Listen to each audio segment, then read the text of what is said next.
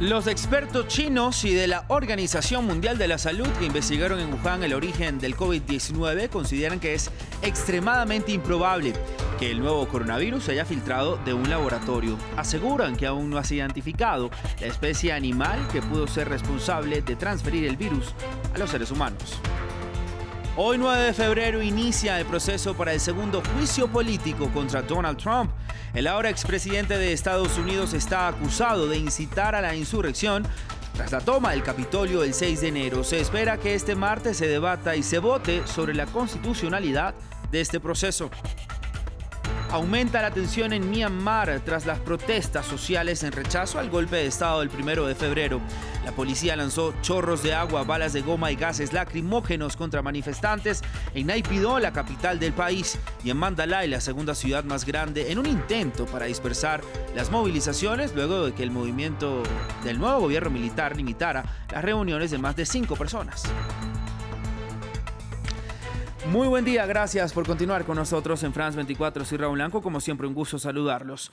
La misión de expertos independientes de la Organización Mundial de la Salud culminó su investigación afirmando que no hay pruebas de la presencia del COVID-19 en la ciudad china de Wuhan antes de diciembre del año 2019. En una rueda de prensa aseguraron que el COVID-19 podría haber estado circulando en otras regiones antes de que fuera identificado en Wuhan a finales de 2019 y que el animal que sería la fuente del nuevo coronavirus aún no ha sido identificado. Los expertos calificaron además de extremadamente improbable la hipótesis según la cual el virus pudo haberse filtrado de un laboratorio. Todo apunta a que el SARS-CoV-2 procede de murciélagos y lo más probable es que un contagio humano a través de una especie intermediaria.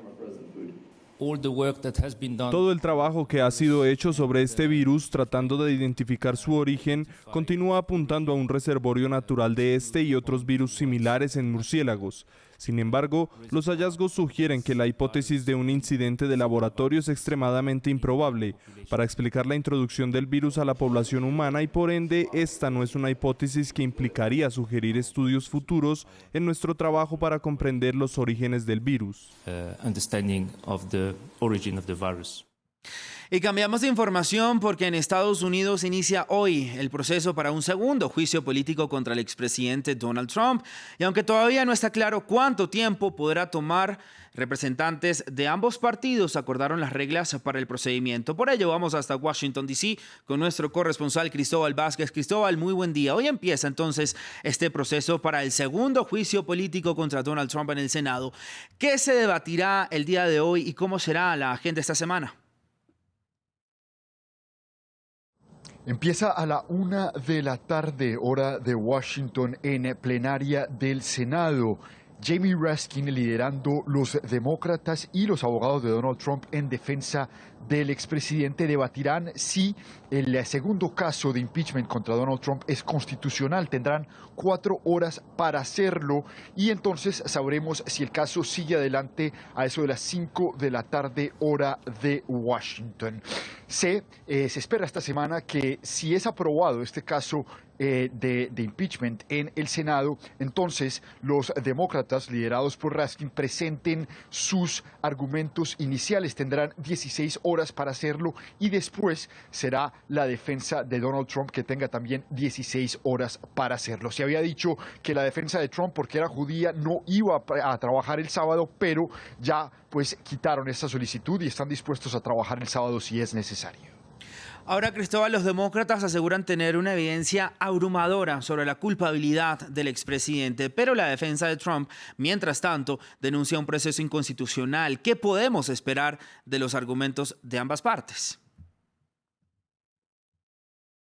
Claro, los demócratas en un documento de 80 páginas dicen que el único responsable de lo que pasó en el Capitolio de la toma el 6 de enero fue Donald Trump, incitando con sus palabras, no solamente en redes sociales, sino esa misma mañana en la Casa Blanca, cuando invitó a sus simpatizantes a ir al Capitolio y a negar los resultados de la votación electoral en la presidencia. Y los republicanos, en un documento un poco más corto de 14 páginas, se defienden diciendo que ya no hay caso porque el presidente ya no está en la Casa Blanca, Donald Trump ya salió de la Casa Blanca, y además dicen que Donald Trump tiene todo el derecho de defenderse y todo el derecho de expresar lo que él cree sobre todo sobre las elecciones, cuando dice que fue un fraude electoral. Así que dicen los abogados de Donald Trump que no hay que vincular la violencia de sus simpatizantes con las creencias que él expresó ese día antes de la toma del Capitolio.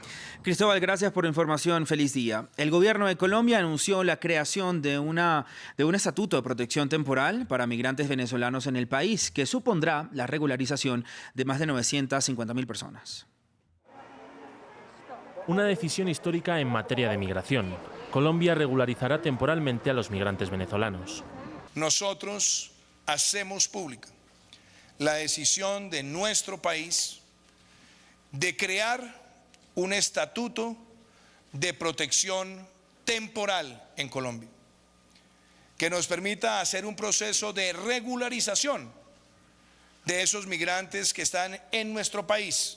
La medida acoge a quienes ya se encuentran en el país de manera irregular, que actualmente son más de 960.000.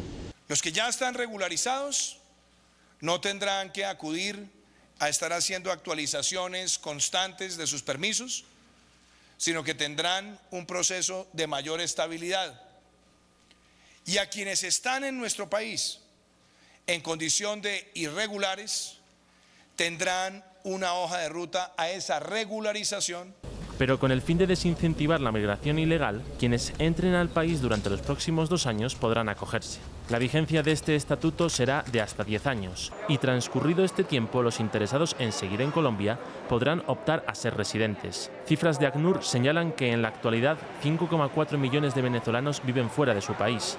De esa cantidad, más de 1,7 millones viven en Colombia, muchos de ellos bajo unas difíciles condiciones humanitarias. El anuncio de Colombia de otorgar protección temporal a los venezolanos que se encuentran en su territorio por un periodo de 10 años es un gesto humanitario emblemático para la región, como usted insiste, inclusive para el mundo entero. Según Migración Colombia, a pesar de la pandemia y el cierre de fronteras, se estima que diariamente más de 300 migrantes intentan ingresar de manera irregular al país cafetero. Estados Unidos asegura que el presidente hondureño Juan Orlando Hernández fue investigado. Un documento judicial presentado en una corte de Nueva York con relación a un caso contra el supuesto narcotraficante Giovanni Fuentes Ramírez afirma que Hernández protegió a traficantes como parte de un plan para hacerse con el poder y el control de Honduras. El presidente ha negado toda relación con actividades ligadas al narcotráfico.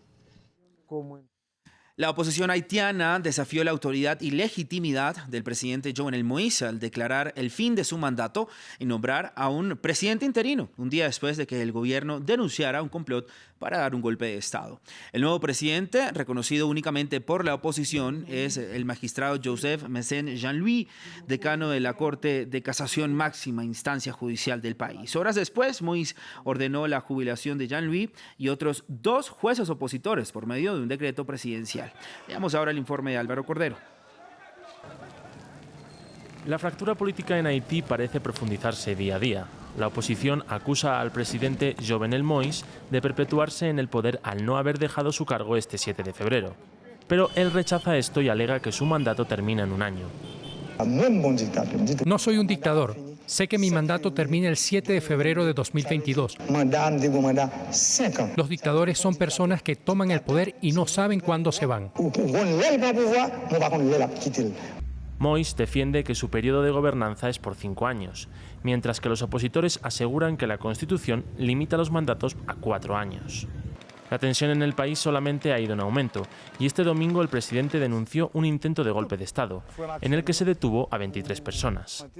El juez Ibiquelda Brasil ha hecho un complot para dar un golpe de Estado para desestabilizar al país. El Poder Judicial es uno de los mayores enemigos de Moïse. A ellos se suman la Iglesia Católica y el Colegio de Abogados. Pero el ejército se ha mantenido leal al mandatario, algo que no ha impedido que este lunes la oposición nombrara a un presidente interino. Las protestas se han replicado y hubo heridos por bala. Declaro que acepto la elección de la oposición y la sociedad civil de servir a mi país como presidente interino de la transición.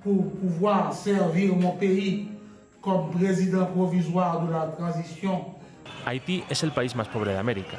La crisis que sufre se prolonga desde hace décadas y sobrepasa el plano político.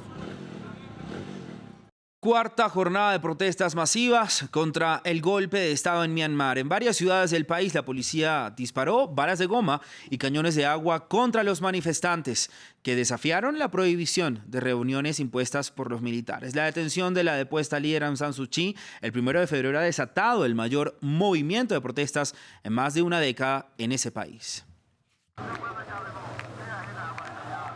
A pesar de los cañones de agua, estos manifestantes en Naypyidaw continúan levantando 3 dedos, un símbolo de desafío frente al golpe de Estado de hace una semana y la oleada de nuevas leyes que ilegalizan las protestas.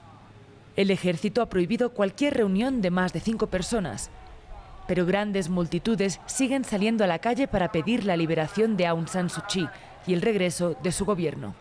En la capital económica del país, manifestantes se han reunido en la sede del partido de la líder depuesta. Aunque el gobierno militar hizo anuncios, no los aceptamos.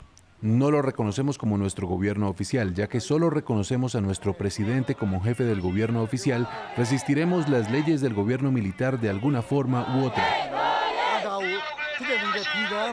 El lunes, el jefe de la Junta Militar dio su primer discurso televisado desde el golpe de Estado. Prometió unas elecciones justas en un año, aunque sin fijar una fecha. Cuando completemos un año de ley marcial, tendremos elecciones multipartidistas y le daremos el poder al ganador según las leyes de la democracia. La ola de la desobediencia civil crece y ha llegado a escuelas, hospitales y oficinas del gobierno. Mientras se mantienen las protestas más grandes de los últimos 10 años. El ejército ya ha arrestado a docenas de personas y la gente se pregunta hasta dónde están dispuestos a llegar para mantenerse en el poder. En India, los equipos de rescate continúan trabajando luego del desastre provocado por el colapso de un glaciar ubicado en la cordillera del Himalaya. Hasta el momento se registran por lo menos 26 muertes y casi 200 personas desaparecidas. El informe es de Matías Arraez. En la región de Uttarakhand, en India, desde el domingo los equipos de rescate no dejaron de trabajar, buscando en los escombros, excavando. Todos los métodos son buenos para salvar una vida tras la catástrofe. Hasta ahora hemos avanzado un poco y el túnel no se ha abierto todavía. Se han recuperado 26 cuerpos y las operaciones de rescate están en marcha. Señor, ¿cuál es el plan para hoy? Hoy esperamos poder abrir el túnel por la tarde. Alrededor de 200 personas siguen desaparecidas después de que parte de un remoto glaciar del Himalaya se desprendiera el domingo, destruyendo puentes, rompiendo presas y enviando un torrente de agua, rocas y escombros por un valle. Unas imágenes difundidas por la televisión local mostraban a un hombre que salía de un túnel del proyecto hidroeléctrico en construcción. Las brigadas de rescate se han centrado en perforar el túnel de 2,5 kilómetros de longitud para alcanzar los posibles sobrevivientes.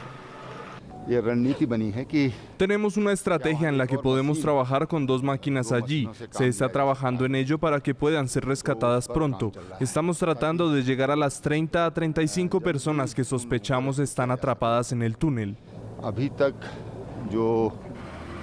Los expertos creen que las fuertes nevadas, seguidas por jornadas soleadas, provocaron un derretimiento que dio origen a la avalancha. Grupos ambientalistas señalan la construcción de hidroeléctricas en esta zona montañosa como la responsable por el desastre. Ahora también está en tela de juicio la solidez de las presas, que en teoría deberían poder soportar torrentes de esta magnitud. Y la sonda Hope de los Emiratos Árabes Unidos entrará en la órbita de Marte en la primera misión del país al planeta rojo. La sonda orbitará el planeta y proporcionará una imagen completa de la atmósfera marciana, estudiando los cambios diarios y también estacionales. Esta misión costó unos $200 millones aproximadamente. Y de esta manera llegamos al final del informativo. Continúe con nosotros. Buen día.